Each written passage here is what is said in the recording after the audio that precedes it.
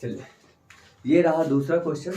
ये दूसरा क्वेश्चन को सॉल्व करने वाले हैं। तो इसमें क्या दूसरा क्वेश्चन क्या है, ये क्वेश्चन कब का पूछा हुआ था, तो ये 2020 का पूछा हुआ क्वेश्चन था। तो इसे देखने वाले ये कैसे सॉल्व होगा। तो ये देख रहे हैं क्या क्वेश्चन है कि 96 का अभाज्य गुणनखंड करें और उसमें बताना है कि ये गुणनखंड ये होगा या ऑप्शन नंबर बी ये सही है या सी सही है या डी सही है। तो हम लोग यहाँ पे करने वाले 96 का, ठीक है।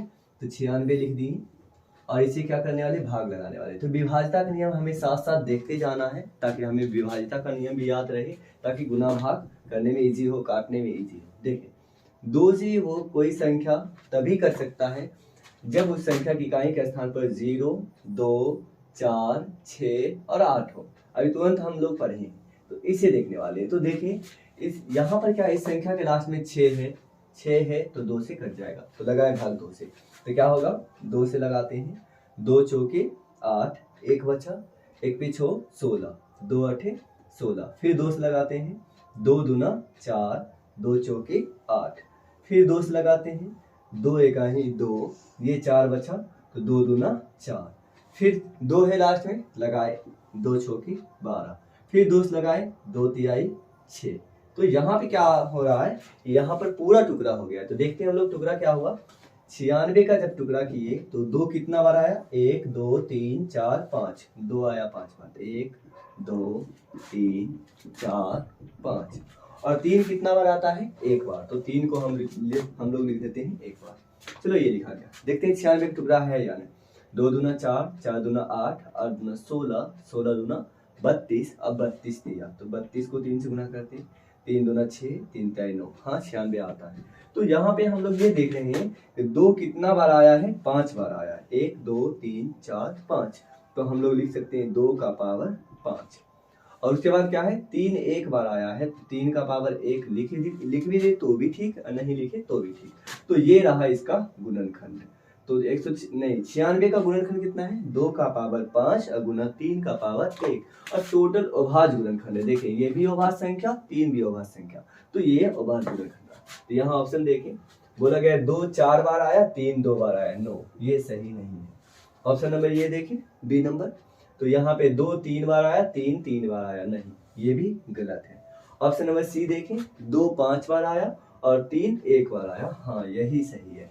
ऑप्शन नंबर डी देखें, 2 1 बार, 3 5 बार, तो ये भी क्या है, गलत है। बहुत ही इजी क्वेश्चन था, ठीक है। आप खुद सॉल्व करने वाले तीसरा क्वेश्चन।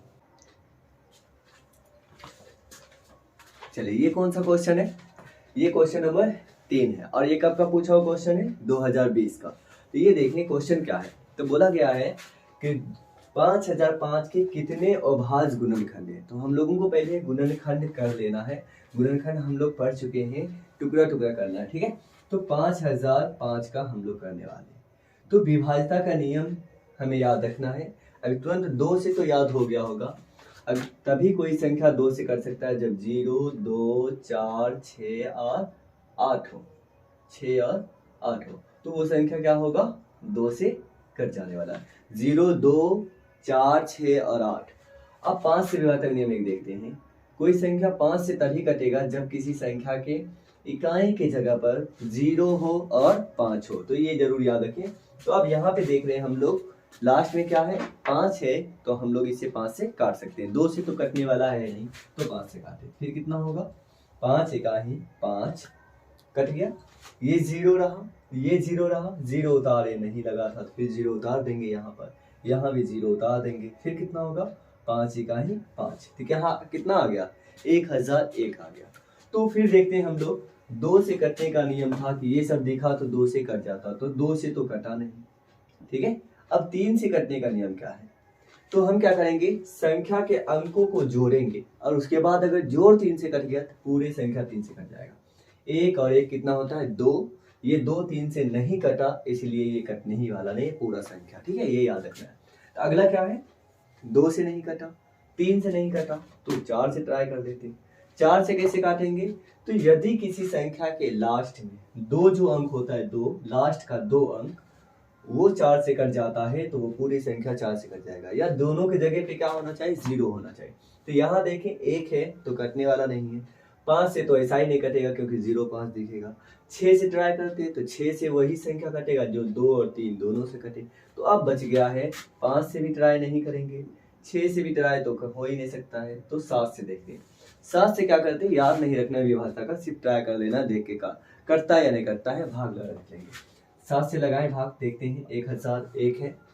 अगर हम 7 से लगाते हैं तो कितना हो रहा है, लगा के यहाँ देख लेते हैं।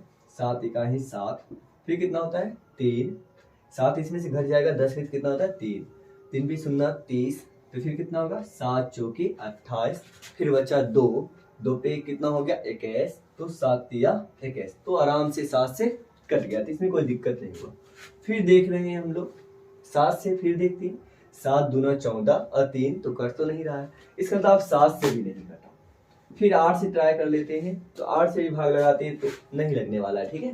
तो 9 से भी नहीं लगेगा, ठीक है। 9 से विभाज्यता का नियम क्या है, तो 3 और 3 से जैसे है 9 से वैसा ही है, तो इसे ट्राई कर ले। 9 से कैसे कटेगा, 3 से कैसे, सभी अंकों को जोड़ते थे और उसके बाद अगर 3 से कटता है तो वो सब 3 से कट जाता था। तो देखें 1 4 5 5 3 8, 8 3 से नहीं कटता है तो नहीं कटेगा। तो 9 भी वैसा ही जांचते, 1 और 4 5 5 3 8, 8 9 से नहीं कटेगा, इसलिए 9 से भी नहीं कटेगा। 10 से विभाज्यता नियम तो एकदम सिंपल है, यदि किसी संख्या के इकाई का स्थान पर 0 हो तभी वो संख्या 10 से कर सकता है। तो यहाँ पे ट्राई करेंगे अब, 10 से भी तो नहीं हो पाया, 11 से ट्राई कर लेंगे। 11 से क्या होगा, भाग लगा देखिए, 11 इकाई 11, फिर कितना बचा 3, 3 पीस 3 कितना हो गया 33, 11 तिया 33, ये देखिए अभाज्य गुणनखंड आ गया। अब 13 खुद किसी संख्या से नहीं कटेगा, तो हम यहाँ पे ये देख रहे हैं कि जब 5005 का हम टुकड़ा करते हैं तो इस टुकड़ा में आता है 5 और आता है 7 और आता है 11 और कितना होता है 13। तो टोटल टुकड़ा देखें तो 5 भी एक अभाज्य संख्या है, 7 भी एक अभाज्य संख्या है, तो 11 भी एक अभाज्य संख्या है और 13 भी एक अभाज्य संख्या है। तो सबसे पहले हमें ये भी याद होना चाहिए कि अभाज्य संख्या किसे कहते हैं, भाज्य संख्या किसे कहते हैं, तो ये दूसरा लेक्चर में देख लें, ठीक है। तो ये रहा अभाज्य संख्या, ये भी अभाज्य संख्या, ये भी अभाज्य संख्या, ये भी अभाज्य संख्या, ठीक है। तो यहाँ पे क्वेश्चन क्या है, 5005 के कितने अभाज्य गुणनखंड है, गुना का टुकड़ा देखें और उसमें बताएं कितना है अभाज्य टुकड़ा, ठीक है। तो यहाँ देखिए गुना का टुकड़ा रहा, इसमें 1 2 3 4, 1 2 3 4, टोटल कितना है 4, इसलिए ऑप्शन कौन सही होगा, बी नंबर ऑप्शन सही होगा। तो ये बहुत ही इजी क्वेश्चन था, तो हम लोग 3 क्वेश्चन सॉल्व कर लिए। अब कितना क्वेश्चन, 2 और बच गया है, ठीक है, तो उस दोनों को भी सॉल्व कर लेते हैं।